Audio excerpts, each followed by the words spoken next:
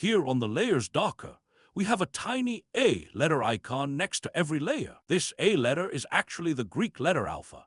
If we click on it, it toggles the inherit alpha setting on the layer. You can see that this makes the top layer clip to the bottom layer. The term inherit alpha is a bit misleading. You can see here that the top layer is still being blended with the bottom layer according to the alpha values of the pixels. Otherwise, we wouldn't have semi-transparent pixels making this gradient from green to red. Essentially, when blending layers, we have two separate processes. The first process calculates the resulting color after blending the top layer with the layers below, while the second process calculates the resulting alpha. When inherit alpha is enabled, the first process is still performed, but the second process is replaced by simply reusing the alpha value of the bottom layers. Consequently, pixels that are opaque can change color, but pixels that are transparent don't become opaque. Semi-transparent pixels also retain the same degree of opacity as they had before applying the top layer. The inherit alpha setting can be a bit confusing at first because of how the layer stack is processed in Krita. If we make the background layer visible, we'll see that the layer that was clipped before is no longer clipped to the layer under it. That's because inherit alpha doesn't clip the layer to only the first layer under it, but to the composited alpha value of all layers under it.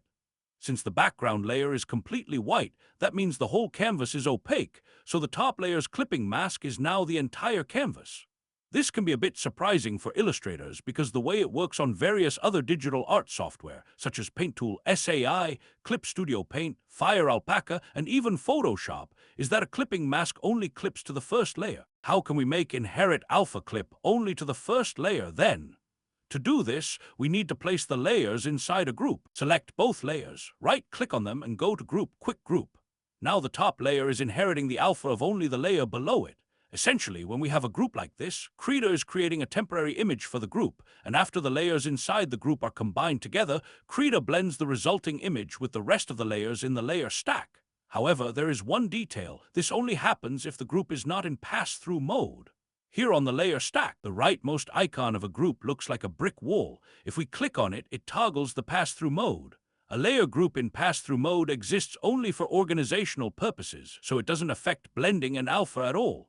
To put it another way, when the group is not in pass-through mode, it's like the bottom of the group is a fully transparent image. It starts from scratch.